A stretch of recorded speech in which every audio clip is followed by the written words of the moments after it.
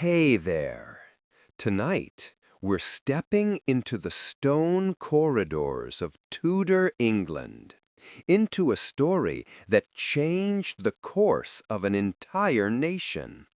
Not the polished legend you might have heard, but the cold, heavy truth beneath the silks and jewels. You won't find fairy tale romance here, or simple heroes and villains.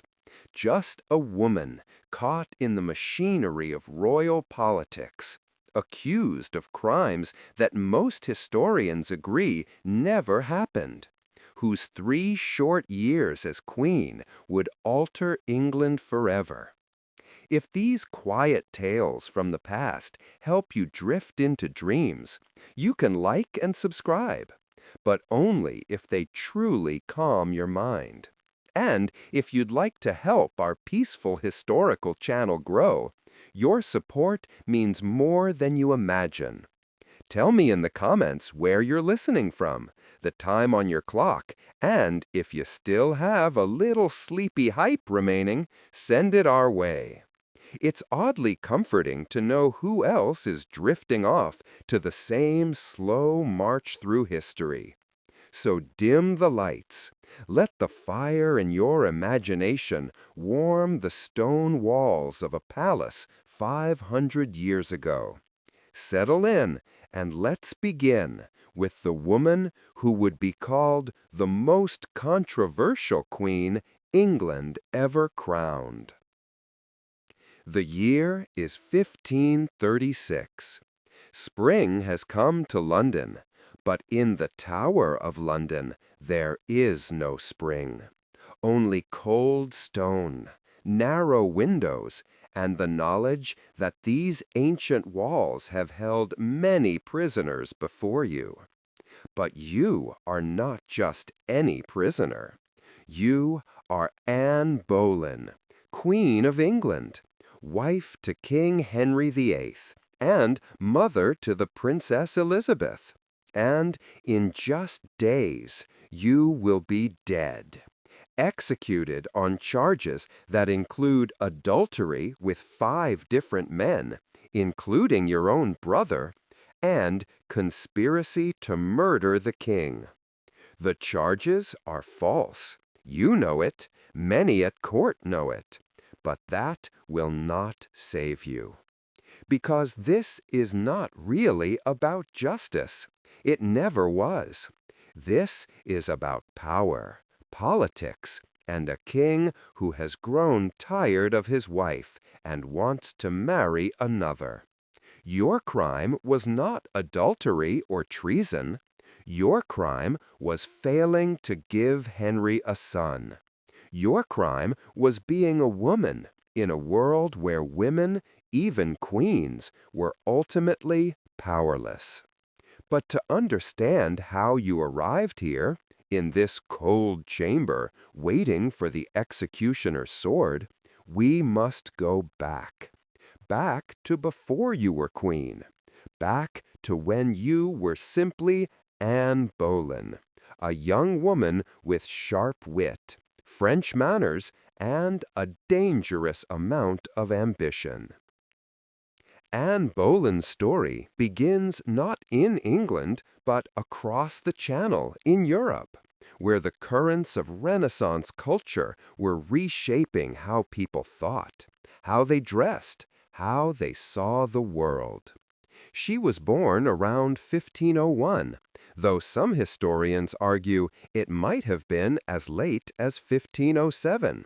The uncertainty itself tells us something about women of that era, even noble women. Their births were not always recorded with the same care as their brothers. What we do know is that she came from an ambitious family. Her father, Thomas Boleyn, was a skilled diplomat and courtier who understood that success at court required more than just noble blood. It required education, sophistication, and the right connections. Thomas Boleyn had all three. He was a talented linguist who could speak French and Latin fluently, and he had married well. Anne's mother was Elizabeth Howard, daughter of Thomas Howard, the Duke of Norfolk, which connected the Boleyns to one of the most powerful families in England. Through both parents, Anne had royal blood flowing in her veins. She was descended from King Edward I. This was no minor detail in an age obsessed with lineage and legitimacy. The Boleyn family seat was Hever Castle in Kent, a moated castle dating back to the 1200s. Young Anne would have known its stone halls, its gardens, its chapel. But Thomas Boleyn had bigger plans for his children than a quiet life in the countryside. He wanted them educated in the finest courts of Europe, where they could learn the skills and make the connections that would serve the family for generations. Around 1513, when Anne was perhaps 12 years old, Thomas arranged for her to be sent to the court of Margaret of Austria in the Netherlands. This was an extraordinary opportunity. Margaret's court was known for its culture and learning.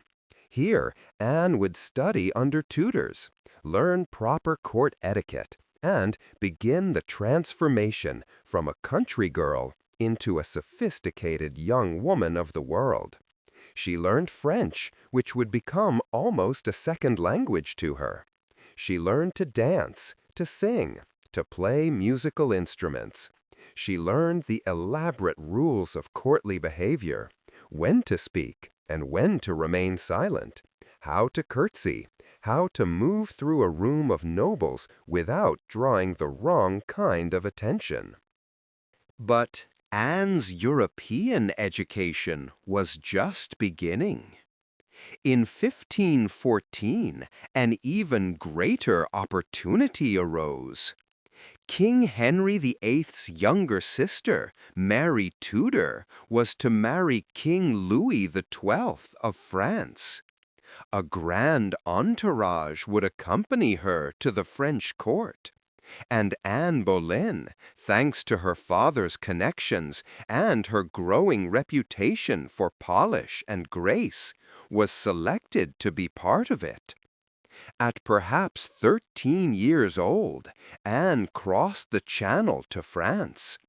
She would not return to England for nearly 7 years. Those 7 years would shape everything that came after. The French court was the most sophisticated in Europe, and Queen Claude, who Anne served after King Louis died just months after the wedding, was a cultured woman who valued learning and piety. But perhaps more importantly, Anne came into the orbit of Marguerite of Angoulême, the French king's sister, a woman who would have a profound influence on Anne's religious views. Marguerite was a poet, a patron of the arts, and a woman with strong reformist religious ideas.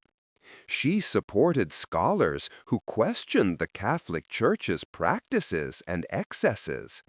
She believed in making scripture available in the common language so people could read it themselves, rather than relying solely on priests. These ideas, radical for the time, were brewing all across Europe. Martin Luther had posted his 95 Theses in 1517, challenging the Church's sale of indulgences and its claim to absolute authority over Christian belief. The Protestant Reformation was beginning, and Anne Boleyn, living in one of Europe's most intellectually vibrant courts, absorbed these ideas.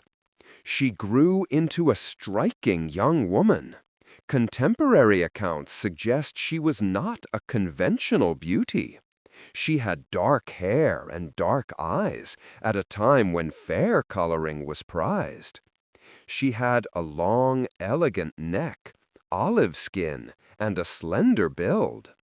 Some hostile sources, written later to damage her reputation, claimed she had physical deformities, a sixth finger, or moles on her neck. But these descriptions are now understood to be propaganda, attempts to paint her as witch-like or unnatural. What Anne had was something more powerful than conventional beauty. She had presence. She had style. She had wit and intelligence. She could dance with grace, sing with a clear voice, and converse in French with the fluency of a native speaker. She knew how to move through a court, how to intrigue without being scandalous, how to be noticed without seeming desperate for attention. These were dangerous skills for a woman to possess, useful but dangerous. In 1521 or 22, Anne returned to England. Her father had arranged a potential marriage for her with James Butler, her Irish cousin, a match that would have resolved a dispute over the earldom of Ormond. But the marriage negotiations fell apart for reasons that remain unclear. What is clear is that by 1522, Anne had secured a position at the English court as a lady-in-waiting to Queen Catherine of Aragon. This was exactly where her father had hoped she would be, at the center of power, visible to the king and the most important nobles in the realm. She brought with her all the sophistication she had gained in France. She introduced new fashions to the English court, gowns cut in the French style, hoods worn at a jaunty angle rather than the severe English style. She could discuss literature, poetry, religion. She stood out. And standing out at court could be either a path to advancement or a path to ruin, depending on who noticed you and why. Someone did notice. Henry Percy, son of the Earl of Northumberland, fell in love with her. Young, handsome, and from a powerful family, Henry Percy seemed like an excellent match.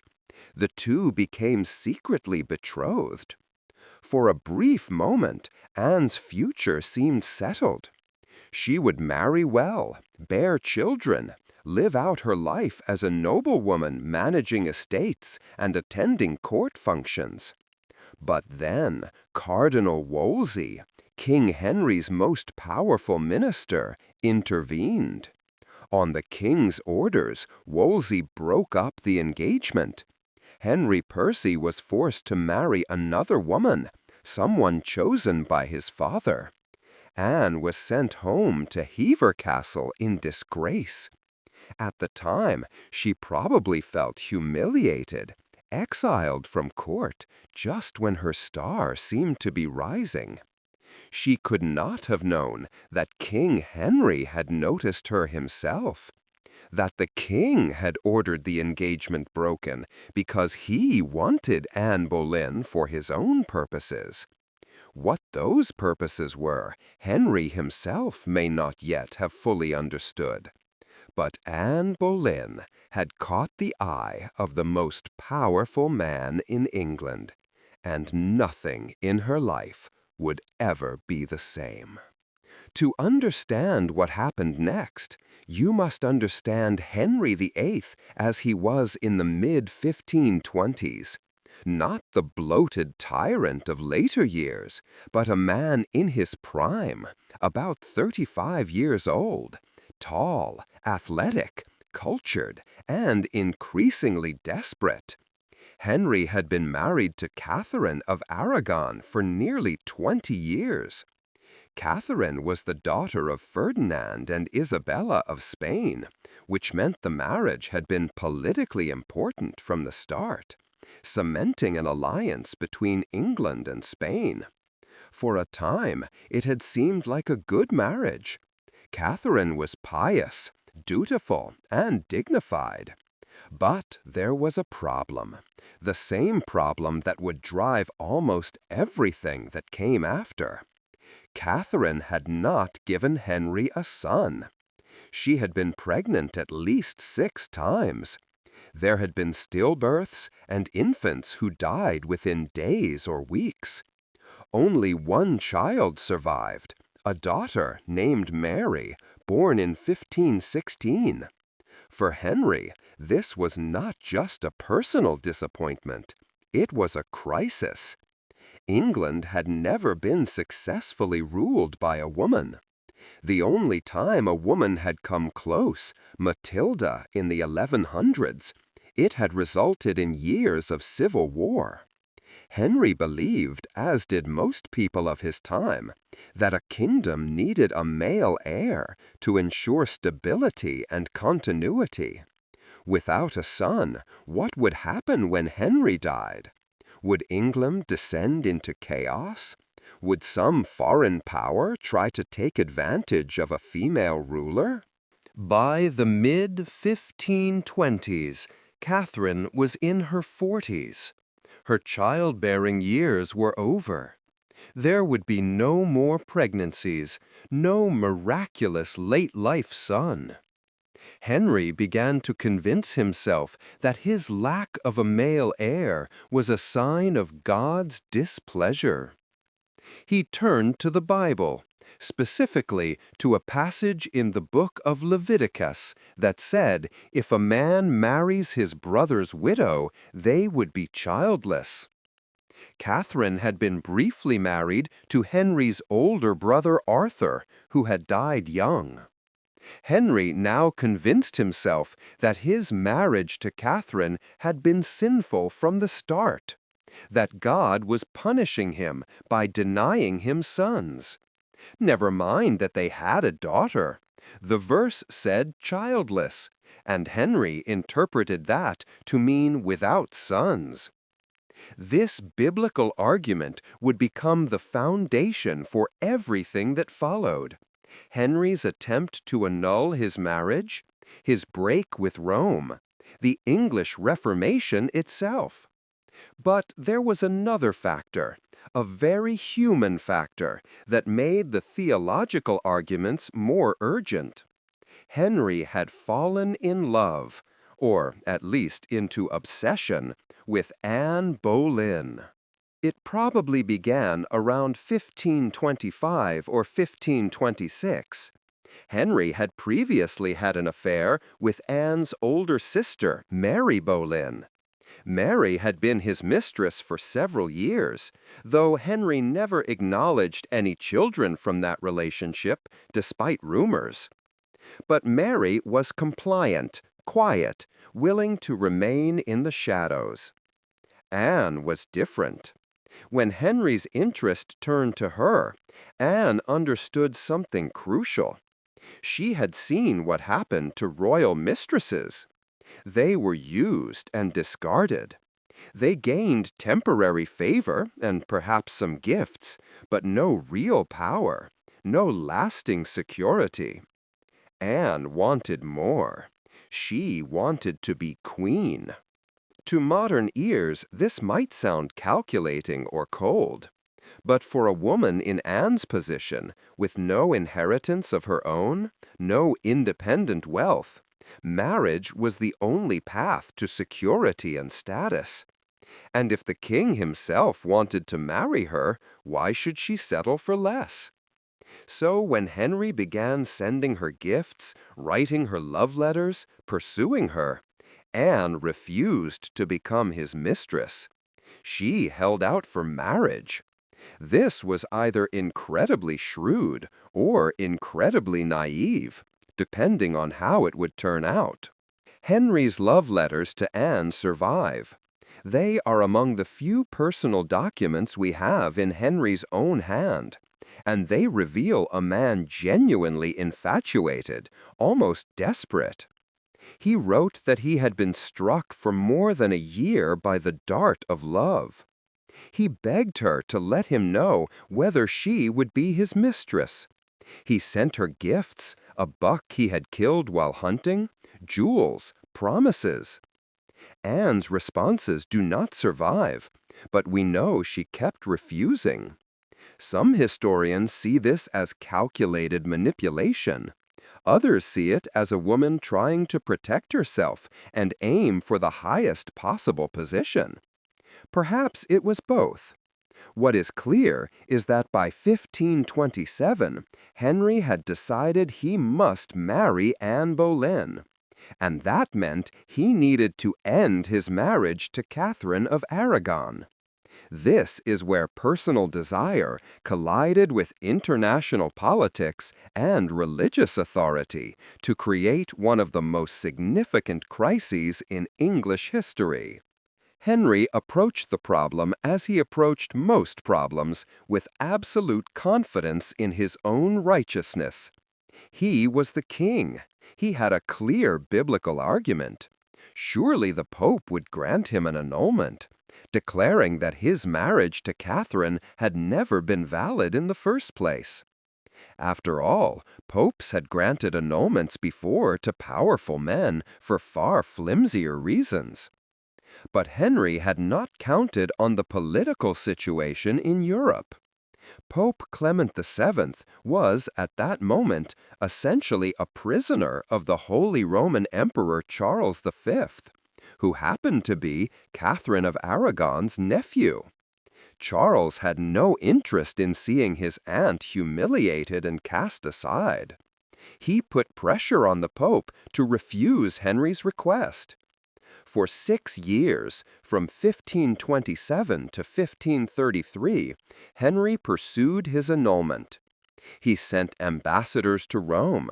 He had his leading churchmen, including Cardinal Wolsey, try to argue the case. He had scholars comb through biblical texts and church law, looking for precedents. Nothing worked. The Pope would not grant the annulment. He delayed, he equivocated, he suggested that maybe the matter could be decided in England by papal representatives. But then he took that authority away when it looked like they might rule in Henry's favor. Meanwhile, Anne was waiting. She was not officially at court during all of this. It would have been too scandalous. But she and Henry saw each other privately. He wrote her letters, addressing her as her true wife in the sight of God, even though she was not yet legally his wife in any way. The strain must have been enormous. For Henry, the frustration of being denied what he saw as his right. For Anne, the risk of having tied her entire future to a promise that might never be fulfilled. She was getting older. By the late 1520s, she was approaching 30, past the age when most noblewomen married. If Henry gave up, if he decided to take her as a mistress after all, or to pursue someone else, she would be ruined. No one else would marry the king's cast-off beloved. Her family's fortunes had risen on the expectation that she would become queen. Her father had been elevated to better and better positions. But if the great matter failed, the Boleyns would crash back down. Everything depended on Henry's determination to have his way. And Henry, if nothing else, was determined. By the early 1530s, Henry's chief minister, Thomas Cromwell, had begun to see a different path forward. If the Pope would not grant the annulment, then perhaps England did not need the Pope's permission.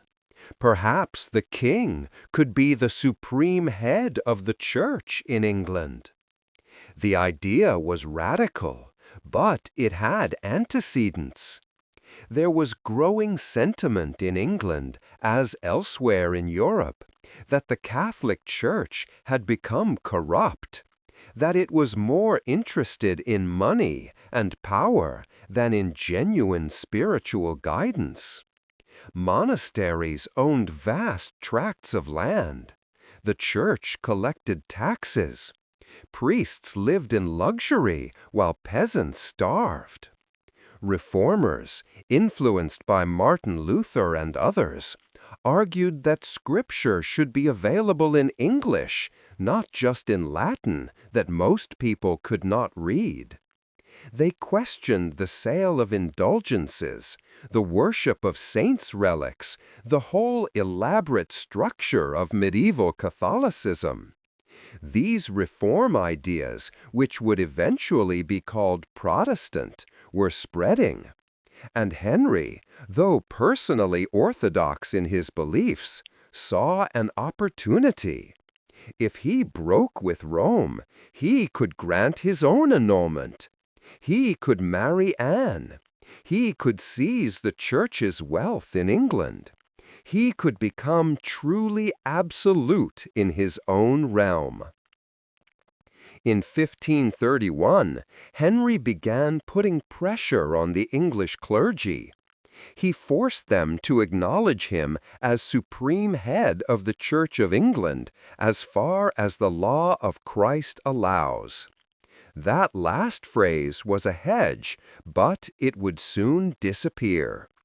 Parliament began passing laws that restricted the Pope's authority in England, that cut off payments to Rome, that asserted the king's right to make final decisions in all matters, both temporal and spiritual. In 1532, Thomas Cranmer was appointed Archbishop of Canterbury. Cranmer was sympathetic to reform ideas, and, crucially, he was willing to do what Henry wanted. By late 1532, Henry could wait no longer. Anne was pregnant. If the child was to be legitimate, if Henry was to avoid the charge of bigamy, the marriage to Catherine had to be ended, and the marriage to Anne had to happen immediately. On January 25, 1533, Henry and Anne were secretly married in a private ceremony. Only a handful of people knew. To the world, Henry was still married to Catherine. But in his own mind, and in Anne's, she was now his true wife, carrying his child, the child who would surely be the son he had longed for. In May 1533, Archbishop Cranmer held a formal hearing and declared Henry's marriage to Catherine null and void. It had never been a true marriage in the eyes of God, Cranmer announced, because Catherine had been married to Henry's brother. Never mind that a previous pope had issued a dispensation allowing the marriage. That dispensation, Cranmer ruled, had been invalid. Henry's marriage to Catherine was erased, as if those 24 years had never happened. Catherine was demoted to Princess Dowager, her status reduced to that of her late first husband Arthur's widow. Her daughter Mary was declared a bastard. This was not just a personal blow to Catherine, it was a national crisis. Many people in England were horrified. Catherine was popular. She had been a good queen, dignified and pious. To see her cast aside after so many years struck people as cruel and wrong. There was anger, muttering in alehouses, criticism from pulpits by priests who remained loyal to Rome. But Henry had the power of the state behind him. Those who spoke too loudly against the annulment and remarriage could find themselves accused of treason. And in 1533, Henry was ruthless in his determination to have his way. The break with Rome was formalized by the Act of Supremacy in 1534, which declared Henry the supreme head on earth of the Church of England. Anyone who refused to swear an oath accepting this new order could be imprisoned or executed. Sir Thomas More, the brilliant lawyer and writer who had been Henry's Lord Chancellor, refused.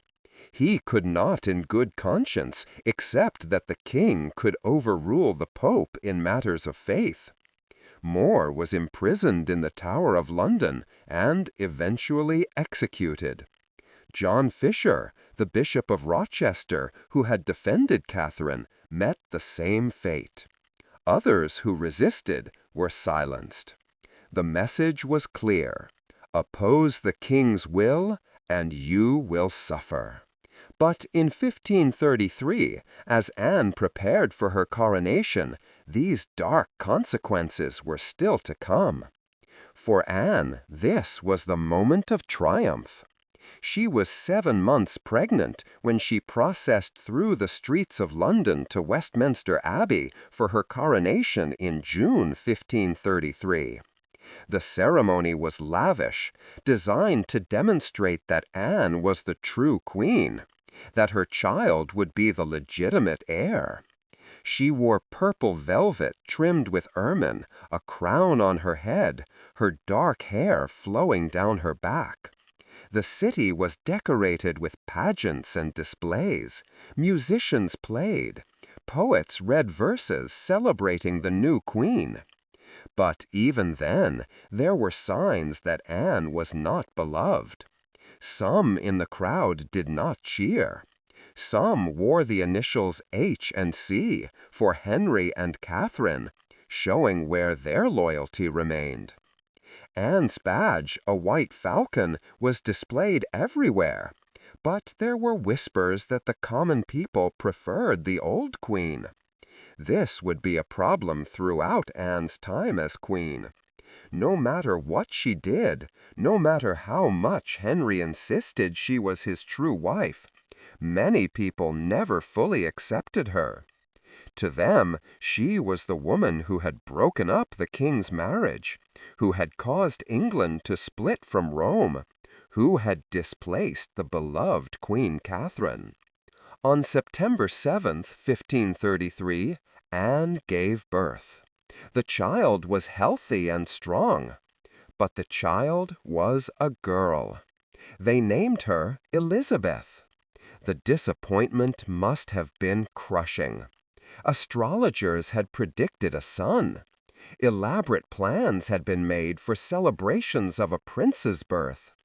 The announcement that had already been prepared said prince, and someone had to hastily add an S to make it princess. Henry put on a good face. He and Anne were both young. There would be other children. Surely the next one would be a son. But the birth of a daughter, when a son had been so confidently expected, was an ill omen. People began to whisper that perhaps God was not pleased with this marriage either. Anne's position, which had seemed so secure when she was pregnant, suddenly looked more fragile. If she could not give Henry a son, then what was the point of all the upheaval, the break with Rome, the alienation of Spain, the risk of rebellion? Anne's time as queen was brief, just 3 years, and for much of it she was either pregnant or recovering from pregnancy loss. She had a miscarriage in 1534. She became pregnant again in 1535. But her position at court was becoming more difficult. Being queen gave her status, but it also made her a target. She had enemies, many enemies. Those who remained loyal to Catherine of Aragon hated her. Conservative churchmen who opposed reform hated her. Nobles who had lost influence when the Boleyns rose hated her. Anne was not skilled at hiding her feelings or at navigating the treacherous currents of court politics with the subtlety that survival required. She was intelligent, passionate, and sure of her opinions. She involved herself in religious policy, promoting reformers, protecting scholars who translated scripture into English, advocating for the redistribution of wealth from dissolved monasteries to charitable purposes rather than into the king's coffers. This made her enemies among those who wanted the money for themselves. She also had a temper. When Henry flirted with other women, as he frequently did, Anne did not remain silent and dignified as Catherine had. She confronted him. They fought. Their arguments were loud enough that courtiers could hear them. This was dangerous. A queen was supposed to be serene, obedient, a model of feminine virtue. Anne was too clever, too outspoken, too willing to assert herself. These qualities had attracted Henry when she was unattainable. They irritated him now that she was his wife. Then there was the matter of Henry's own changing feelings. He had been obsessed with Anne for years, willing to overturn the religious order of his kingdom to have her. But obsession can fade, especially when it is not satisfied with the one thing it most wants, a son. By 1535, Henry's eye was wandering. He had a brief affair with one of Anne's ladies-in-waiting, Madge Shelton. Then his attention fixed on another of Anne's attendants, Jane Seymour. Jane was everything Anne was not: quiet, demure, pale and blonde, submissive. She also learned from Anne's strategy. When Henry showed interest, Jane's family made sure she did not become his mistress. They held out for the possibility of more, just as Anne had. But for that to happen, Anne would have to be removed. As 1535 turned to 1536, the shadows were gathering around Queen Anne, though she may not have fully realized the danger. In January 1536, two events occurred that sealed her fate. First, Catherine of Aragon died. She had been ill for some time, living in exile in a draughty castle, separated from her daughter Mary, still insisting she was the true queen. Her death removed a complication. As long as Catherine lived, any attempt to set aside Anne would raise the question of whether the first marriage had been valid after all. With Catherine dead, Henry could move on to a third wife, and no one could claim he was returning to Catherine. The second event was Anne's miscarriage. She was pregnant again, and this time there were signs the child was male. But on January 29, 1536, the day of Catherine's funeral, Anne miscarried. The fetus appeared to be a boy, about 4 months along. The loss was devastating. Henry was furious. According to some accounts, he told Anne she would have no more sons by him, a chilling statement that suggested he was already thinking about replacing her. At some point in early 1536, Henry appears to have made up his mind. He wanted to be rid of Anne. He wanted to marry Jane Seymour. But he could not simply divorce Anne as he had divorced Catherine, not after all the upheaval and the break with Rome. It would make him look capricious, would undermine his claim that the annulment of the first marriage had been necessary and righteous. If he could divorce one queen and then another so quickly, what did that say about the validity of his reasoning? No, if Henry wanted to be rid of Anne, it would have to be permanent. She would have to be destroyed utterly, her reputation ruined, so that no one could claim she had been unjustly treated. This is where Thomas Cromwell comes in. Cromwell was Henry's chief minister, brilliant and ruthless. He and Anne had once been allies, both of them reformers who wanted to see the church's power and wealth curbed. But by early 1536, they had fallen out. Anne had opposed Cromwell's plans to direct the wealth from dissolved monasteries entirely into the royal treasury, rather than using some of it for charitable and educational purposes. Cromwell saw an opportunity. If he could destroy Anne, he would remove a rival for influence over the king and gain Henry's gratitude. Some historians believe Cromwell orchestrated Anne's fall entirely. Others believe Henry was the driving force, and Cromwell simply carried out his master's wishes. Probably the truth is somewhere in between. What is certain is that in April 1536, Cromwell set in motion the events that would end with Anne on the scaffold. It began on April 30, 1536, with the arrest of a young court musician named Mark Smeaton. Smeaton was not a noble, just a talented musician who performed for the Queen. Under interrogation, possibly under torture, though the evidence is unclear, Smeaton confessed to having had a sexual relationship with Anne. This confession, extracted from a young man who had no legal protections and every reason to be terrified, became the foundation for everything that followed. On May 1, Henry attended a jousting tournament at Greenwich. Anne was there, watching from the stands. Her brother, George Boleyn, now Viscount Rochford, competed. So did Sir Henry Norris, one of Henry's closest friends and a powerful courtier.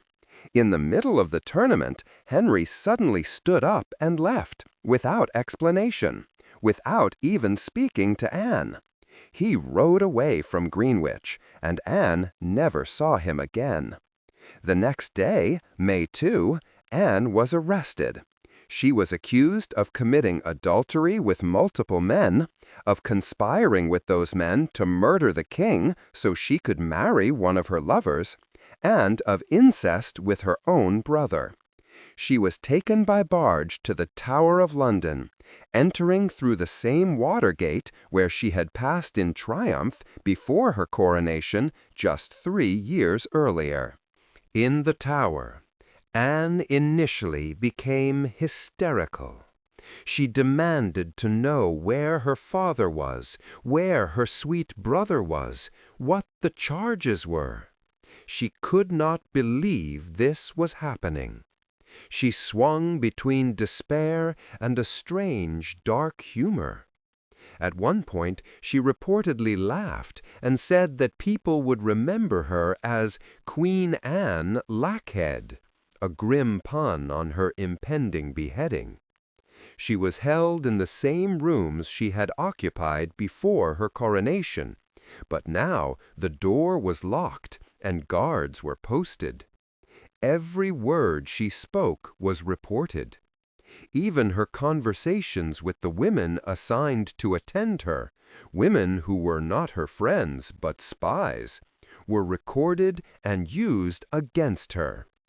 Anne's supposed lovers were arrested in quick succession.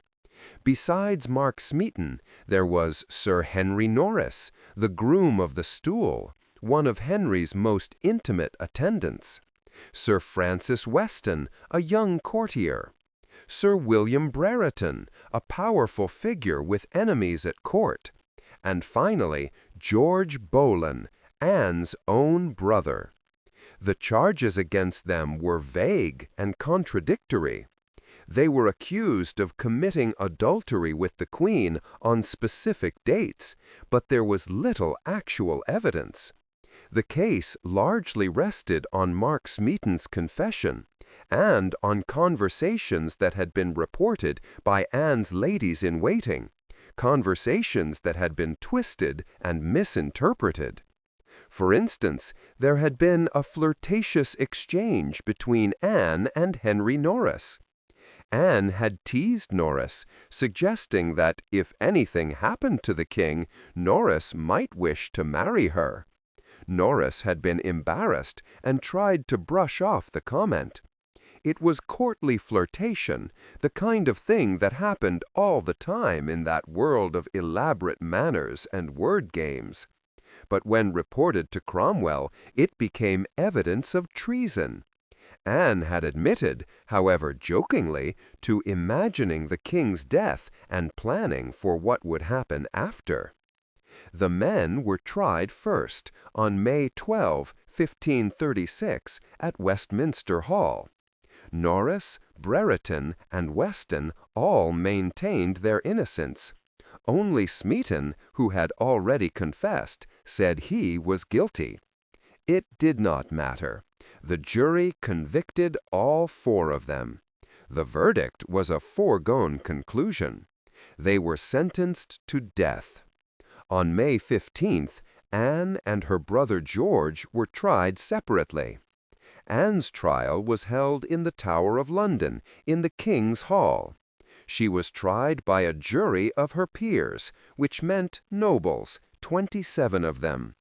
The jury included her own uncle, Thomas Howard, the Duke of Norfolk, who had no love for her. It also included Henry Percy, the man who had been in love with her years before, whose betrothal to her had been broken off on the king's orders. Percy, now the Earl of Northumberland, sat in judgment on the woman he had once hoped to marry. The irony must have been bitter. Anne was accused of adultery with all 5 men, including incest with her brother George. She was accused of saying she had never loved the king and that she would marry Norris if Henry died. She was accused of laughing at the king's poetry and clothing, which was presented as evidence of contempt. The evidence was thin, often based on hearsay and misinterpreted conversations. But when reported to Cromwell, it became evidence of treason. Anne had admitted, however jokingly, to imagining the king's death and planning for what would happen after. The men were tried first, on May 12, 1536, at Westminster Hall. Norris, Brereton, and Weston all maintained their innocence. Only Smeaton, who had already confessed, said he was guilty. It did not matter. The jury convicted all 4 of them. The verdict was a foregone conclusion. They were sentenced to death. On May 15th, Anne and her brother George were tried separately. Anne's trial was held in the Tower of London, in the King's Hall. She was tried by a jury of her peers, which meant nobles, 27 of them. The jury included her own uncle, Thomas Howard, the Duke of Norfolk, who had no love for her. It also included Henry Percy, the man who had been in love with her years before, whose betrothal to her had been broken off on the king's orders. Percy, now the Earl of Northumberland, sat in judgment on the woman he had once hoped to marry. The irony must have been bitter. Anne was accused of adultery with all 5 men, including incest with her brother George. She was accused of saying she had never loved the king and that she would marry Norris if Henry died. She was accused of laughing at the king's poetry and clothing, which was presented as evidence of contempt. The evidence was thin, often based on hearsay and misinterpreted conversations. But the structure of the trial made conviction almost inevitable. Anne was not allowed a lawyer. She could not call witnesses in her own defense. She could only answer the charges as they were read out. Anne defended herself with dignity and intelligence. She denied every charge. She pointed out the absurdity of the accusations. How could she have committed adultery with these men when the locations and times given were often impossible? She had been in one place while the supposed adultery was said to have occurred in another. The charges against her brother were particularly vile. George was accused of incest on 2 separate occasions, once in November 1535 at Whitehall, and once in December at Eltham. The evidence was non-existent. The charge seemed to be based primarily on the fact that Anne and George were close and spent time together, which of course they did. They were siblings. At one point during George's trial, he was handed a piece of paper and told not to read it aloud because it was too scandalous. The paper apparently contained an allegation that Anne had said Henry was not capable of fathering children. George, perhaps out of defiance or frustration, read it aloud anyway. It did not help his case. But nothing would have helped. The verdict had been decided before the trial began. Anne was found guilty on all charges. The jury unanimously convicted her. Her sentence, as pronounced by her uncle, the Duke of Norfolk, was to be burned or beheaded at the king's pleasure. Burning was the traditional punishment for women guilty of high treason. Beheading was a mercy, usually reserved for the nobility. Henry chose to show that mercy, but even his mercy was calculated to emphasize his supposed magnanimity. He ordered that Anne be beheaded not with the common axe, which required multiple blows and was often botched, but with a sword, wielded by an expert swordsman brought from Calais specifically for this execution. It would be quicker, cleaner, more dignified. As if dignity were possible in this situation. George Boleyn and the 4 other men were executed first on May 17, 1536, on Tower Hill.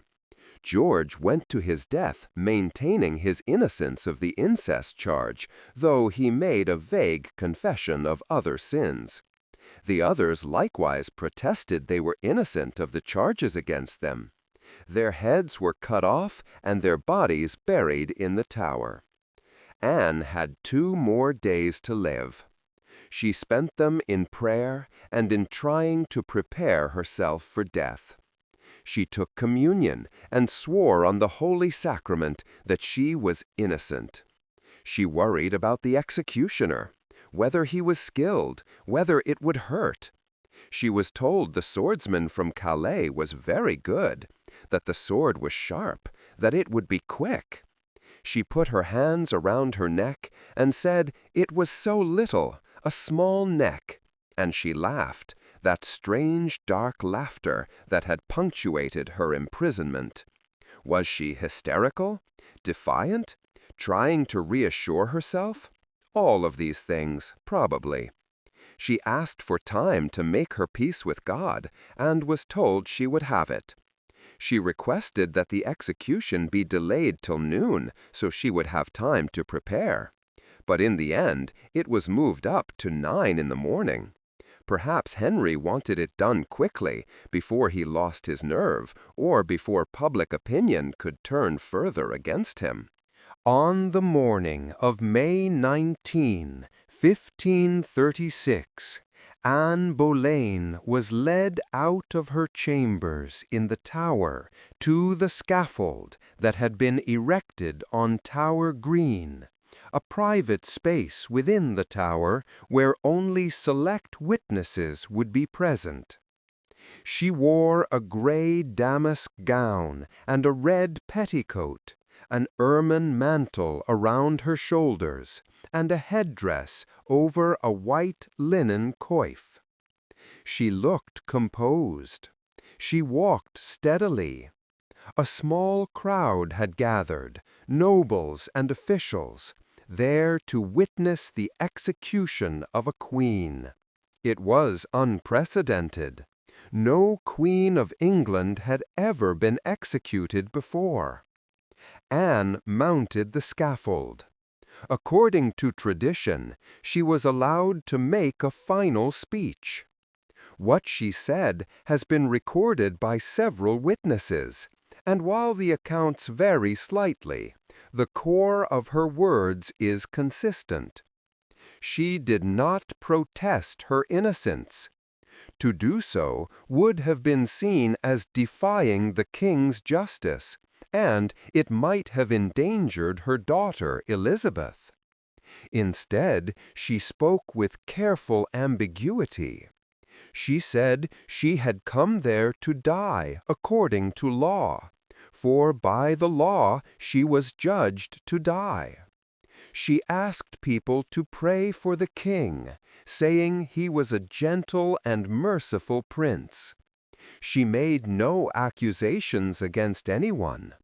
She asked that people judge the best. She commended her soul to God.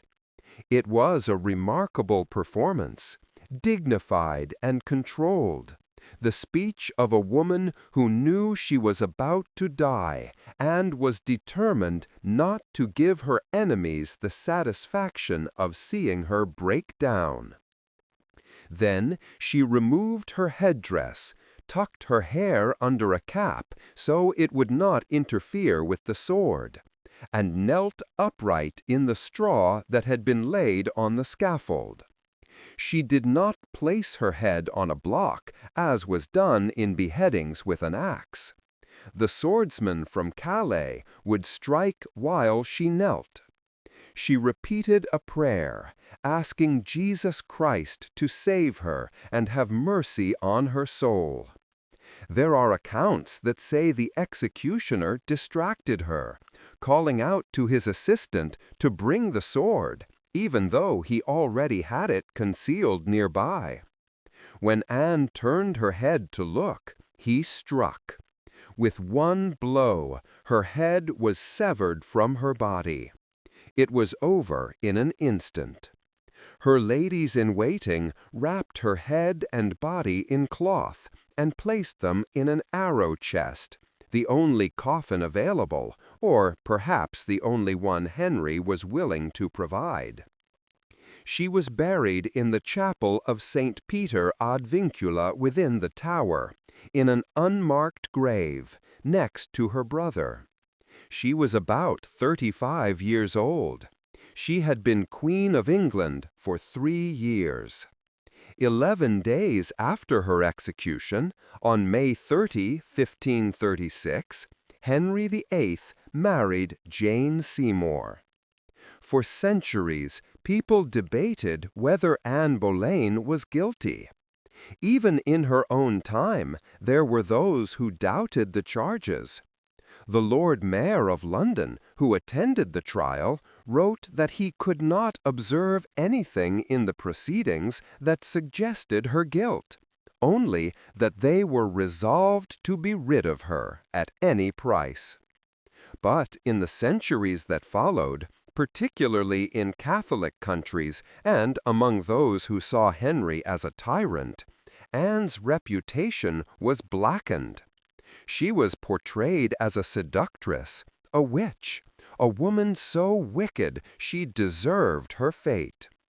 Hostile sources claimed she had 6 fingers, that she had bewitched the king with sorcery, that she had committed every sin imaginable. Even some Protestant writers, who valued her for her support of religious reform, felt the need to distance themselves from her personal reputation. Today, the consensus among historians is overwhelming.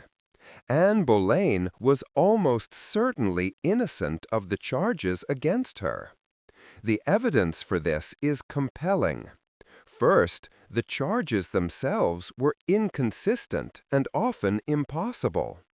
Anne was accused of adultery on specific dates and in specific places, but historians have shown that on many of those dates she could not have been where the charges claimed.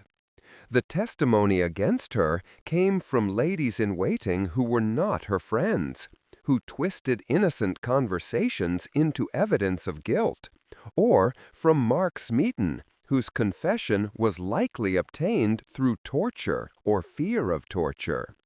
Second, there was no physical evidence, no witnesses to actual adultery, nothing concrete. In an age when queens were closely watched, when they were rarely alone, when their every movement was observed by attendants, the idea that Anne could have conducted affairs with 5 different men, including her own brother, without anyone actually seeing anything, is absurd. Third, the speed and efficiency with which the charges were brought, the trials conducted, and the sentences carried out suggest a pre-planned operation, not a genuine investigation. Cromwell began building his case in April. By mid-May, everyone involved was dead. There was no careful weighing of evidence, no real attempt to determine the truth. It was a judicial execution designed to look legal while serving the king's purpose. Fourth, Henry's own behavior is revealing. If he truly believed his wife had betrayed him with multiple men, if he genuinely thought she had plotted his death, he would have been furious, devastated, paranoid. But Henry's reaction was not that of a betrayed husband. He did not rage or weep or retreat into suspicion of everyone around him. Instead, he celebrated. While Anne was in the Tower awaiting trial, Henry was hosting parties, dining with Jane Seymour, making plans for his next marriage. When word reached him that Anne had been convicted, he showed no emotion beyond satisfaction. This is not the behavior of a man who has discovered a shattering betrayal. This is the behavior of a man who has gotten what he wanted, who is relieved that an obstacle has been removed. Fifth, the involvement of Thomas Cromwell is significant. Cromwell was a meticulous man who left records of his work. In his papers, there are drafts and notes related to building the case against Anne, evidence that he was constructing a narrative, finding witnesses who would say what was needed. This was not a spontaneous investigation prompted by discovered wrongdoing. This was a planned destruction. Fourth, Henry's own behavior is revealing. If he truly believed his wife had betrayed him with multiple men, if he genuinely thought she had plotted his death, he would have been furious, devastated, paranoid. But Henry's reaction was not that of a betrayed husband. He did not rage or weep or retreat into suspicion of everyone around him. Instead, he celebrated. While Anne was in the Tower awaiting trial, Henry was hosting parties, dining with Jane Seymour, making plans for his next marriage. When word reached him that Anne had been convicted, he showed no emotion beyond satisfaction. This is not the behavior of a man who has discovered a shattering betrayal. This is the behavior of a man who has gotten what he wanted, who is relieved that an obstacle has been removed. Fifth, the involvement of Thomas Cromwell is significant. Cromwell was a meticulous man who left records of his work. In his papers, there are drafts and notes related to building the case against Anne, evidence that he was constructing a narrative, finding witnesses who would say what was needed. This was a planned destruction. Finally, and perhaps most importantly, we must consider Anne's character and situation. She was an intelligent woman who had fought for years to become queen. She knew the stakes. She knew what happened to women who fell from favor. Would such a woman risk everything, her position, her life, her daughter's future, for affairs with courtiers? The risk would have been enormous and the reward minimal. And incest with her brother? There is no credible motive, no evidence of any kind of inappropriate relationship between Anne and George beyond normal sibling affection and political alliance. The incest charge appears to have been added to make the accusations even more shocking, to paint Anne as so depraved that any punishment was justified. Eric Ives, one of the foremost historians of Anne Boleyn, concluded after exhaustive research that there is simply no credible case for Anne's guilt. The charges were fabricated, manufactured by Cromwell at Henry's behest to provide a legal justification for getting rid of a queen who had failed to produce a male heir, and whom the king no longer wanted. This was not justice. It was judicial murder, dressed up in the forms of law to give it a veneer of legitimacy. The real crime was not adultery or treason. The real crime was Anne's failure to give Henry a son, combined with Henry's desire for another woman. In the brutal calculus of Tudor politics, that was enough to doom her. The aftermath of Anne's execution rippled out in waves, affecting everyone connected to her and shaping the future of England in ways that would have seemed impossible to predict in that spring of 1536. For the Boleyn family, the disaster was nearly total. Anne's father, Thomas Boleyn, lost his position as Lord Privy Seal. He was not executed, but he was ruined.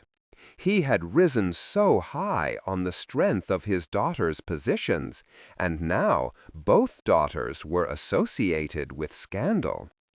Mary Boleyn, Anne's sister, had already left court and remarried quietly to a man far below her station, which suggests she wanted nothing more to do with the world that had destroyed her sister. Thomas Boleyn died in 1539, a broken man. The Howard family, Anne's mother's relatives, tried to distance themselves from her. The Duke of Norfolk, who had sat in judgment on his own niece, made it clear that he had only been doing his duty to the king. For Henry, the removal of Anne cleared the way for his marriage to Jane Seymour, which took place with almost indecent haste. Jane was everything Henry had convinced himself he wanted: quiet, submissive, fertile, he hoped. In October 1537, Jane gave birth to a son, Edward. Henry finally had his male heir. But the delivery was difficult, and Jane died of puerperal fever 12 days after giving birth. Henry mourned her genuinely. He would later be buried beside her, and he always spoke of her as his true wife, the one who had given him what he most wanted. But even Edward's birth could not undo what had been done. The break with Rome was permanent. The English Reformation continued, driven more by politics and power than by genuine religious conviction on Henry's part. The greatest victim of Anne's fall, beyond Anne herself, should have been her daughter Elizabeth. At the age of 2½, Elizabeth lost her mother, was declared illegitimate, and was removed from the line of succession. She was sent away from court to live in relative obscurity in various royal houses. Her governess had to beg Henry for funds to buy the child new clothes because she was growing so quickly. Elizabeth was not mistreated exactly, but she was no longer Princess Elizabeth, heir to the throne. She was Lady Elizabeth, the bastard daughter of a disgraced and executed traitor. The psychological impact of this must have been profound. Elizabeth would grow up knowing that her mother had been beheaded by her father, that her very existence was tied to one of the greatest scandals in English history. But Elizabeth was her mother's daughter in intelligence, resilience, and determination. She learned early to survive by being careful, by watching, by not revealing too much of what she thought or felt. These skills would serve her well. When Henry died in 1547, he was succeeded by Edward, Jane Seymour's son. Edward was a sickly child who reigned for only 6 years before dying at age 15. The crown then passed to Mary, Catherine of Aragon's daughter, the girl who had been declared illegitimate when Henry annulled his first marriage. Mary, raised Catholic and deeply embittered by her own mother's suffering and her father's cruelty, tried to return England to Catholicism. She earned the nickname Bloody Mary for her persecution of Protestants. She burned hundreds of people at the stake for heresy. But Mary's reign was brief and unhappy. She died childless in 1558. And then Elizabeth, Anne Boleyn's daughter, became Queen of England. She was 25 years old, and she would reign for 45 years, presiding over what became known as the Elizabethan era, one of the most glorious periods in English history. Under Elizabeth, England became a Protestant nation permanently. The Anglican Church, the compromise between Catholicism and more radical Protestant reform, became established. England defeated the Spanish Armada. English explorers sailed to the New World. Shakespeare wrote his plays. English literature, science, and culture flourished.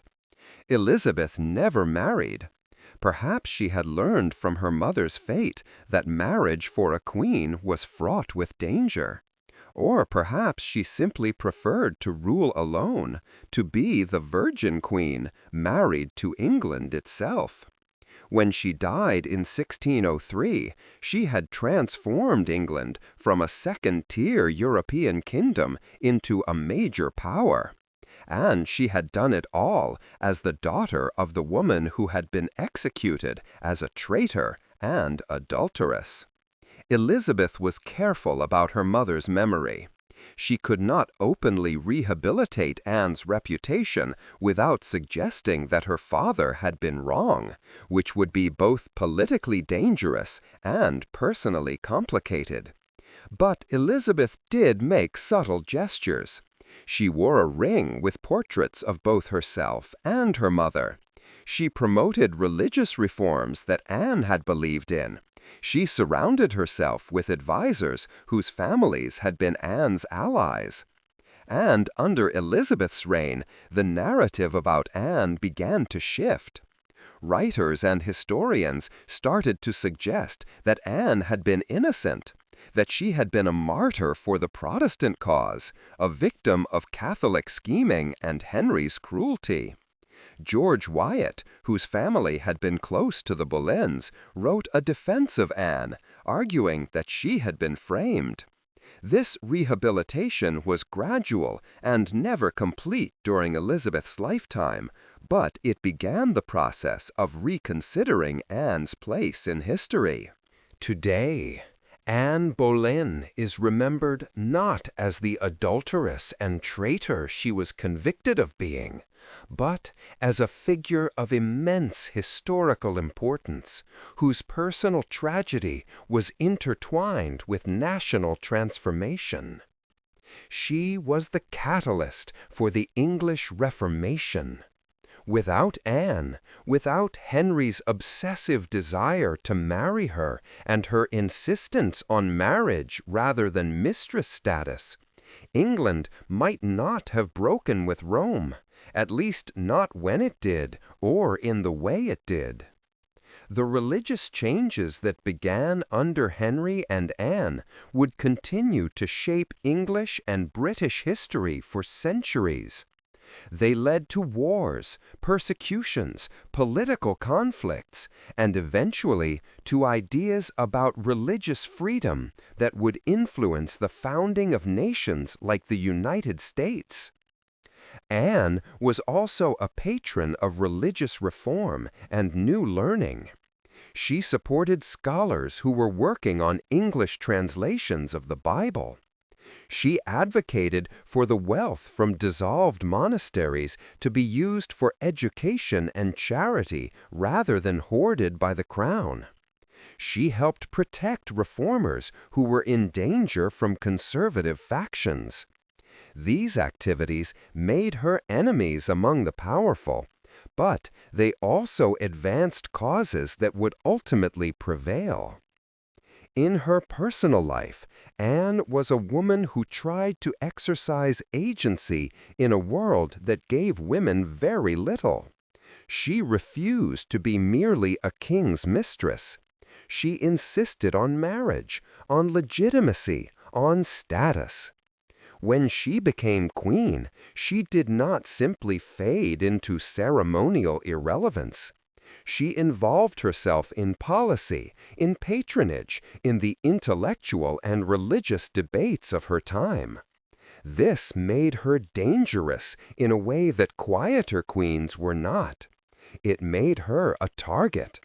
But it also made her someone worth remembering, not just as a victim, but as an actor in her own story, making choices, taking risks, trying to shape her fate even when the odds were overwhelmingly against her. The scandal of Anne Boleyn's fall shocked Europe. Other monarchs watched what Henry had done, executing a queen on charges of adultery and treason, and they were appalled. But they also took note. If a king could do this, if he could destroy someone so close to him so thoroughly and get away with it, what did that say about the power of monarchy? The Tudor court after Anne became even more treacherous, even more dangerous. Courtiers learned to be more careful, to guard their words, to watch for signs of the king's displeasure. Henry would marry 4 more times. His 3rd wife, Jane, died in childbirth.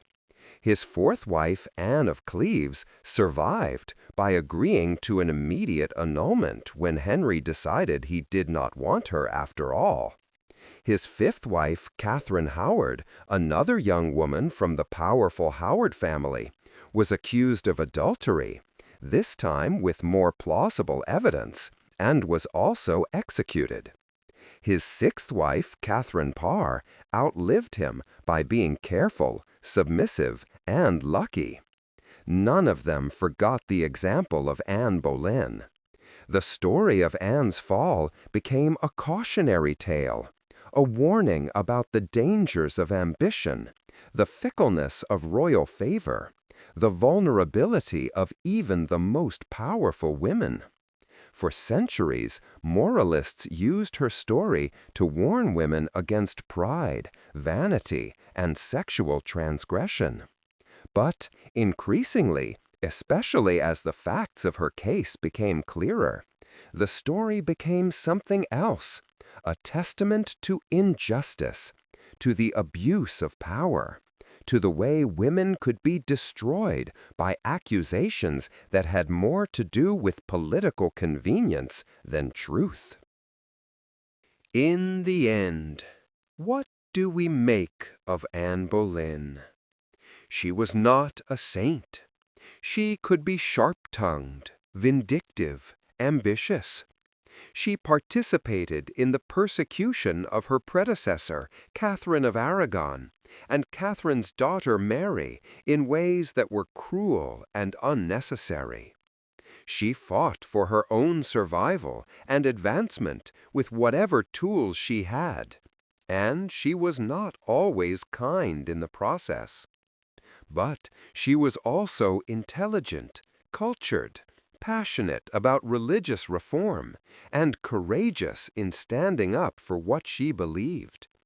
She refused to accept that her only value was in being sexually available to a powerful man. She aimed higher. She fell hard. The charges that killed her, adultery, Incest, treason, were almost certainly false, manufactured to give legal cover to a king who had grown tired of his wife and wanted to marry someone else. That this could happen, that a queen could be executed on false charges after a trial that was little more than political theater, is horrifying. It speaks to the absolute power that Henry wielded and to the dangerous world that the Tudor court had become. But the fact that we remember Anne Boleyn, that we study her, argue about her, write books and make movies and television shows about her, suggests that her story has resonated across the centuries. She lived in an age when women, even queens, had little control over their own destinies. Yet she tried to shape her fate, and in doing so, she helped shape the fate of a nation. Her daughter Elizabeth would prove to be one of the greatest monarchs England ever had, and that too is part of Anne's legacy. Tonight, as you drift toward sleep, perhaps you can picture that moment on Tower Green, the morning light on the stone, a woman in a gray gown kneeling in the straw, speaking a prayer. A moment when personal tragedy and national history collided, when the machinery of power ground forward with terrible inevitability, when a queen's life ended not because of what she had done, but because of what she had failed to do, failed to produce a son, in a world that valued women primarily for their ability to bear male heirs. It is a story of injustice, but also of resilience, because Anne's daughter survived, thrived, and transformed England in ways that vindicated her mother's struggles and sacrifices. As you close your eyes, let the weight of this history settle around you. The cold stone of the tower, the glint of the executioner's sword in the morning sun, the silence after the blow fell. History is not always fair. Power is not always just. But the stories survive, and in surviving, they bear witness. They remind us that behind the crowns and the titles, the pomp and the pageantry, were real people making difficult choices, facing terrible consequences, trying to survive, and sometimes failing. Anne Boleyn's 3 years as queen changed England forever, and her death, unjust as it was, could not erase what she had set in motion. If these quiet tales from the dark corners of history have helped you drift into dreams, remember to like and subscribe. And tell me in the comments what strikes you most about Anne Boleyn's story. The injustice? The courage? The way personal choices became national destiny? I'd love to hear your thoughts as we share this slow march through history together. Sleep well, and let the weight of 5 centuries rest lightly on your mind as you drift into whatever dreams may come.